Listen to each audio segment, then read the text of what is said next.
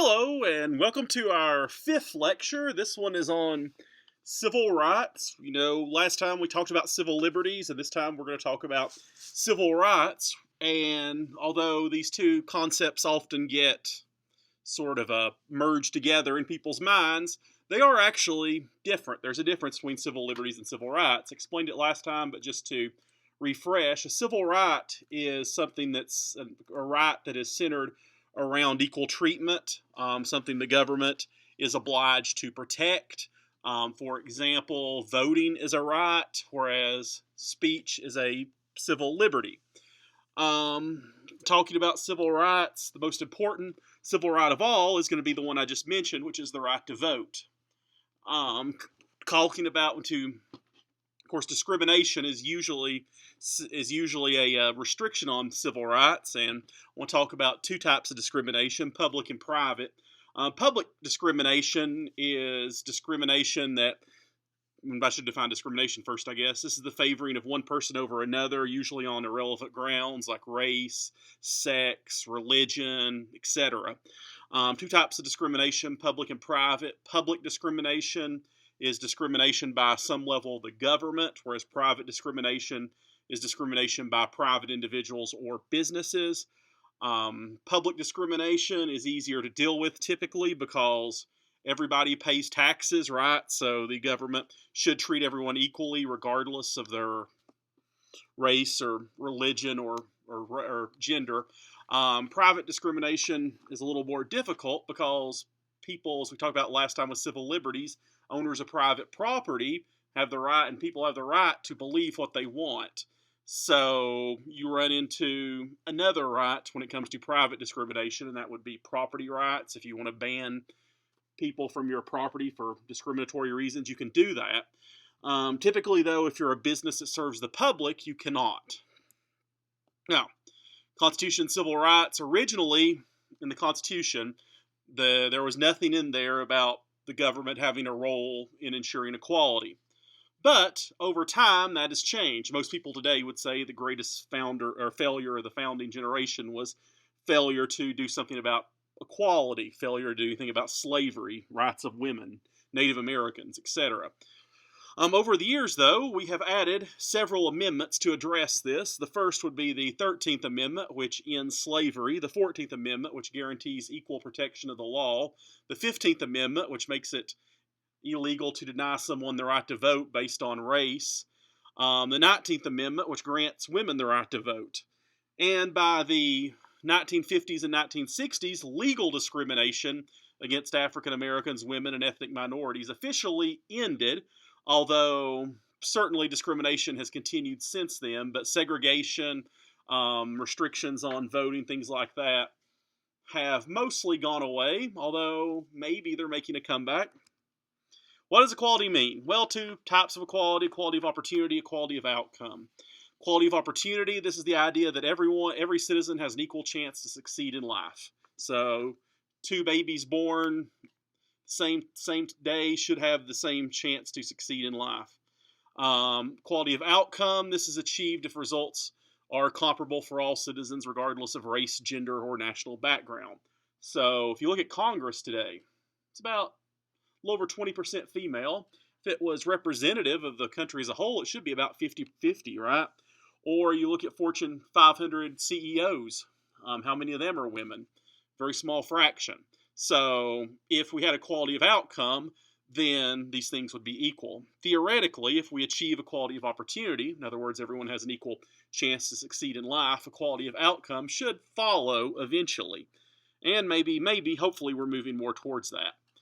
Now, I got to talk about some history here. The greatest legal restriction on civil rights in American history would be slavery. And 1619 is a key year in American history. It was the first elections for the Virginia House of Burgesses, so we get representative democracy for the first time in the New World in 1619. But in that same year, the first slaves arrive in Virginia too. So like the tension, which is going to dog this country for the next 250 years, maybe up until now, is there. On the one hand, representative democracy. On the other hand, discrimination and racism. In 1644, Maryland passed a slave law which codified slavery as a lifelong institution. We talked about the Constitution already when it was written. Founders mostly compromised on it, hoped that future generations would deal with it in their own time. 1820, Missouri Compromise. Missouri wants to enter as a slave state, so Maine is brought in as a free state to keep the balance. Once again, compromise, the actual root of the problem, slavery, is not dealt with. Following this, Thomas Jefferson famously wrote in a letter that the slavery question awakened him, filled him in terror like a fire bell in the night. And it was like slavery is like having the wolf by the ears. If you let it go, it's going to kill you, but you can't hold on forever. 30 years later, we get the Compromise of 1850. Once again, kick the can down the road. We don't actually deal with the problem of slavery. 1857, we get the Dred Scott decision, usually considered the worst Supreme Court decision in American history. African Americans, Judge Taney finds, have no rights that white people are bound to respect. Of course, you probably know what happens in 1861. The Civil War starts. In 1863, Lincoln issues the Emancipation Proclamation, which declares all slaves in rebel-held territory to be forever free. More symbolic than concrete, but it did change the war strategy of the North, made slavery one of the big issues. After the Civil War is over, African Americans were granted civil rights, granted the right to vote, and during the era of Reconstruction, up until about 1877, 1878, African Americans saw many advances. African Americans were elected to Congress and to state legislatures for the first time. But by the 1880s, African Americans were mostly disenfranchised, particularly in the South, through things like poll taxes, intimidation, grandfather clauses, which we'll talk a little bit more about in a little bit. And from the 1880s up until the 1950s, African Americans were mostly prevented from voting in southern states. This idea that things are getting better all the time is just not necessarily the case. Especially if you look at this, if you were an African American in Mississippi in 1870, you would have had a lot more rights than if you were an African American in Mississippi in 1940. So it's not inevitable things are going to get better. They don't always. Segregation's prevalent, and Supreme Court upheld it in the Plessy versus Ferguson decision in 1896. African Americans can't vote because of intimidation. If you go try to vote, then a gang of people might show up at your house and lynch you. There are also legal things, rules like poll taxes. In order to vote, you had to pay a special tax. You had to pass a literacy test, which were usually rigged, and where a white person might be asked to spell hello, a black person may be asked to spell chlorofluorocarbon. Or grandfather clauses. You can't vote in this election unless your grandfather voted in the 1860 election. Well, it doesn't mention race, but obviously, you get real, right? Asian Americans also faced harsh discrimination during this time. The 1882 Chinese immigration was prohibited by the Chinese Exclusion Act. Intermarriage between whites and Asians was illegal in a number of states. Women, Constitution made no provisions for women's rights. Abigail Adams famously wrote, "Remember the ladies," in a letter she wrote to John Adams, her husband, during the Constitutional Convention. He thought she was joking. There were laws in England and America called coverture laws. These stated that women didn't have any rights independent of their husband. So any assets or any wealth you have when you get married, it goes over to your husband. The women's suffrage movement begins, though, in 1848 at a convention in Seneca Falls, New York. Number of famous suffragists were there: Elizabeth Cady Stanton, Susan B. Anthony. The first woman to run for president was actually, fun fact, ran in 1872, a woman named Victoria Woodhull. But obviously, it's going to be a long time before women are realistic candidates for president. Protective legislation. There were many laws which limited women's participation in the workforce. The idea being that supposedly to protect women from exploitation, but paternalist. The idea women can't work as long hours as men or as hard as men, so we need to pass laws to protect them, which effectively kept them out of the workforce. Things started to change a little bit. In 1869, Wyoming becomes the first territory to grant women the right to vote. In 1916, Jeannette Rankin becomes the first woman elected to Congress, elected from Montana. As of 1910, only 4 states out of the 48 at the time allowed women the right to vote, but by 1920, the 19th Amendment is passed, and that grants women the right to vote. And there's sort of a fun story behind this. In order to amend the Constitution, it takes a 2/3 vote of each House of Congress and approval from 3/4 of the states. So 2/3 of the House and the Senate both approved the 19th Amendment, so it went out to the states to be ratified. And Tennessee cast the decisive vote in ratifying the 19th Amendment to grant women the right to vote. And it passed the state legislature of Tennessee by only 1 vote. So 1 vote was what made the difference between women getting the right to vote or not. And that vote came from a guy named Harry Byrne, who was a 25-year-old representative from Nyoda, Tennessee. And he was originally going to vote no on it, but his mother wrote him a letter and asked him to vote yes. So he changed his vote secretly, and this ended up or he didn't announce ahead of time, he just did it when it came to the floor, and his vote ended up being the decisive one. So one person can make a difference, I guess. Of course, women get the right to vote in 1920. Discrimination is going to continue much longer up until today. All right, who's a citizen of the United States? Constitution uses the phrase citizen of the United States, but this is not defined until the 14th Amendment, which is ratified in 1868. There's 2 types of citizenship, or 3 actually, we'll talk about. One is jus soli. This is right of soil. If you're born in the United States, you are a citizen, typically. There's only one exception to this, and that is if you're the child of a diplomat. Because the 14th Amendment says, born in the United States and subject to the jurisdiction thereof. The only people who aren't subject to your U.S. jurisdiction are diplomats. But everyone else born in the United States, automatically a citizen. Doesn't matter their parents are citizens or not. Their parents could even be illegally in the country. They're still going to be citizens. Jus sanguinis, this is right of blood. You inherit your parents' citizenship too. So if you're born overseas, you can still be a natural-born citizen of the United States if one of your parents is a U.S. citizen. Some people have said you have to be born in the United States to run for president. This is probably not the case, actually. And we've had presidential candidates born out of the United States. Ted Cruz, for example, was born in Canada. But since his parents were U.S. citizens, he inherited their citizenship. So he's a natural-born citizen. Okay, we talked about this already. Another way to become a citizen is become a naturalized citizen. This means that you legally reside in the United States for 5 years, or 3 years if you're married to a U.S. citizen, and complete the citizenship process. And there is no legal distinction between a naturalized citizen and a natural-born citizen, except for one thing, and that is naturalized citizens cannot serve as president or vice president. They can serve in any other office, though. Can you ever lose your citizenship? The answer is only if you voluntarily renounce it. No state has the power to take away citizenship.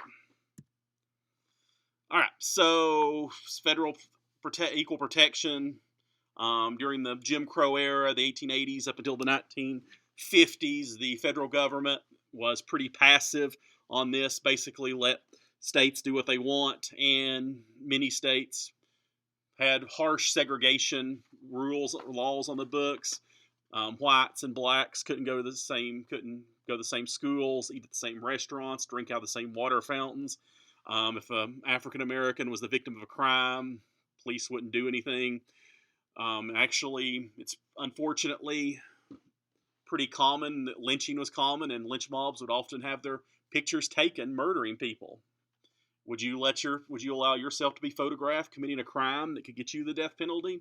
Well, I mean, think about it. What does that say about the people doing the lynching? Doing the lynching means they're not afraid they're going to be prosecuted, and very rarely were they. State action, Supreme Court ruled that private discrimination could be banned only if it involves significant state action. What this means is, say, if the government contracts out to a private company, that private company can't typically discriminate.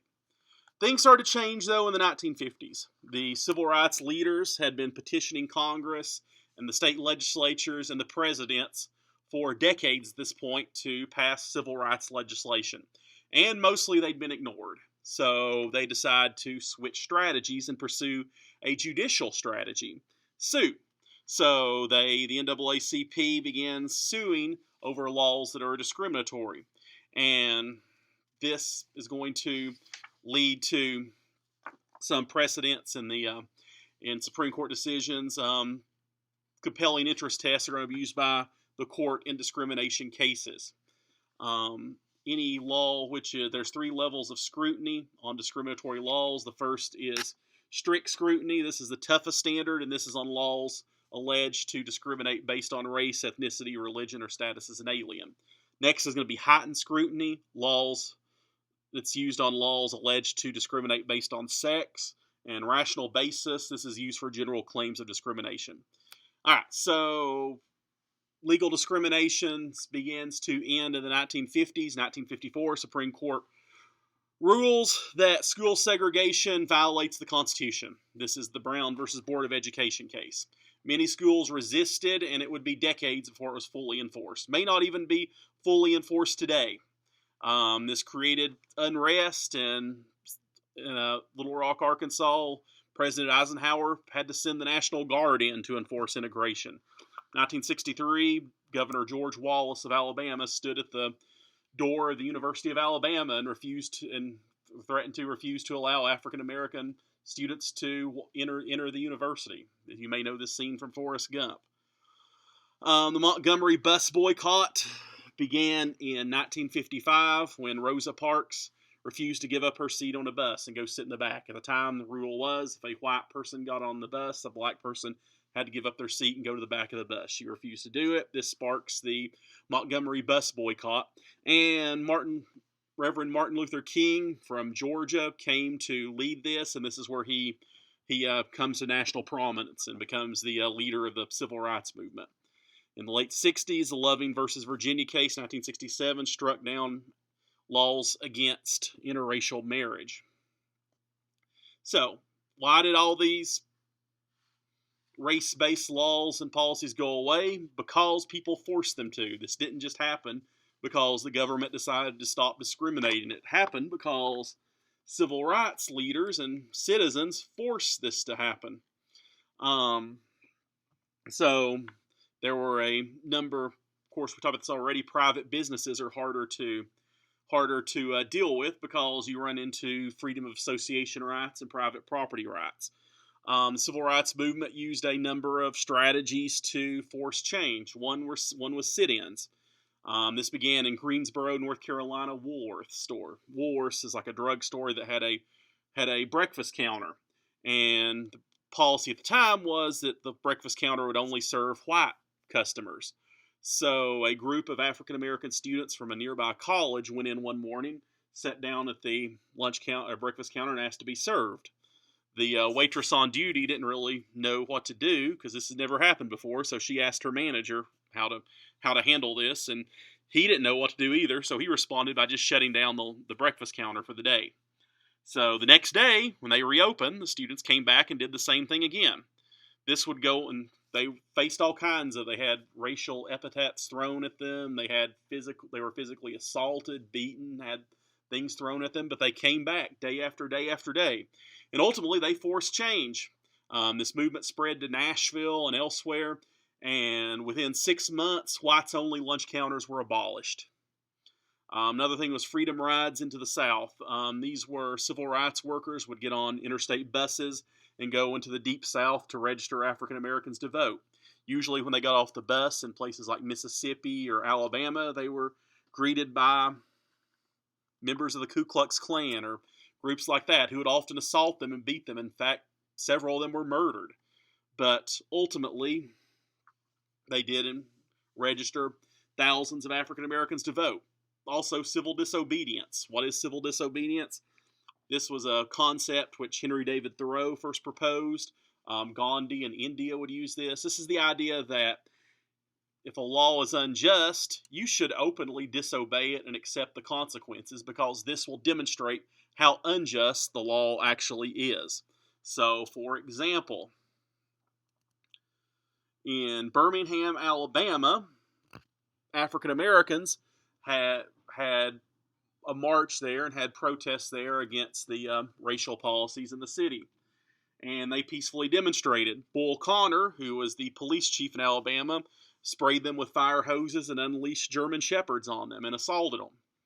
This is, people watching this at home on TV see this happening and think, wow, this is not supposed to happen in a free country. People have a right to peacefully demonstrate. That's what these people are doing, and this is what's happening to them. This is not supposed to happen in this country. It also forced people that were on the fence to take a side. A lot of people might have just been like, well, I'm sure it's not great in Alabama, but it can't be, or Alabama, but it can't be as bad as they say. Well, here's visual proof that it was as bad as they say. So this ended up backfiring on Connor, and the racist Lyndon Johnson, the president at the time, famously said that Bull Connor did more for rights for African Americans than anybody since Abraham Lincoln. So civil disobedience can be effective. Other court cases, the Supreme Court struck down grandfather clauses in 1915, struck down white primaries in 1944. What's this? Well, before you vote in the general election, you typically vote in the party primaries for the Democrats or Republicans. And primaries are technically not elections in the same sense that the general election is, in that they are overseen by the political parties. So if both the political parties only allow white people to vote in their primaries, then they can control who the candidates are in the general election. The Supreme Court ruled you can't do that. In 1964, Congress passed the 24th Amendment, which outlawed poll taxes. Freedom Summer was a big event where hundreds or thousands of students went to the South to help with voter registration drives for African Americans. And in Mississippi of that year, the Ku Klux Klan killed 3 volunteers. And this, again, backfired on the Klan, actually, because it created more sympathy for the civil rights movement. And the next year, Congress passed the Voting Rights Act of 1965, which President Johnson then signed into law.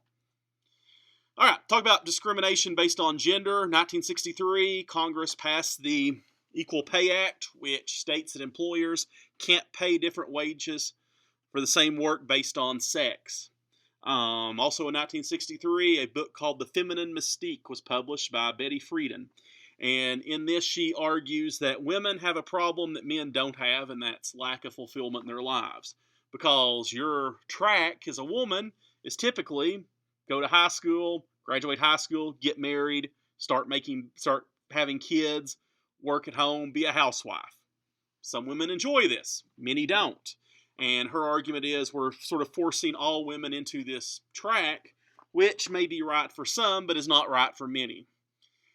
In 1964, Congress passed the Civil Rights Act, which ends discrimination in hiring of male and female workers. The Equal Rights Amendment was debated but never passed. Gay rights movement, usually considered to have begun with the Stonewall riots in 1969. Stonewall Inn was a gay bar in Greenwich Village in New York City. At the time, it was illegal to be gay, and the police would periodically raid these bars and arrest the patrons, and then they would have their names published in the newspapers, and they'd be outed. And of course, being outed at that time meant that there's a good chance you're going to lose your job and no longer be able to find a job. It meant your family might disown you. In response to a raid at Stonewall, the patrons fought back, and this set off a series of riots in the city, which ultimately is considered the beginning of the gay rights movement. Lawrence versus Texas, remaining bans on sodomy were struck down. If you don't know what that is, Google it. If you're at work, you might want to wait to get home. Don't ask, don't tell was the official policy by the military. Before 1993, no one who was gay was allowed to serve in the military. Beginning in 1993, the policy became don't ask, don't tell. In other words, the military can't ask you if you're gay, but if you tell them you're gay, then they can kick you out This was repealed in 2010, so now there's no restrictions on homosexuals in the military. Congress had passed the Defense of Marriage Act in 1996, which stated that states don't have to recognize gay marriages that were performed in other states. Typically, states have to recognize a marriage performed in another state because of the full faith and credit clause. Your marriage license in Tennessee is going to be recognized in Kentucky or anywhere else. Congress made an exception with the Defense of Marriage Act for gay marriage, but this was struck down in 2015, and gay marriage was legalized in 2015 with the Obergefell versus Hodges decision, which, this has been very fast movement. I remember when I was a kid, gay marriage would have been unheard of, and now you all barely can even remember before it was legal. So this has been very fast. All right, so a couple things to talk about too. We should mention: is discrimination always illegal? The answer is most of the time yes, but there are some exceptions. If you're going to discriminate, you better have a pretty compelling reason to do it. For example,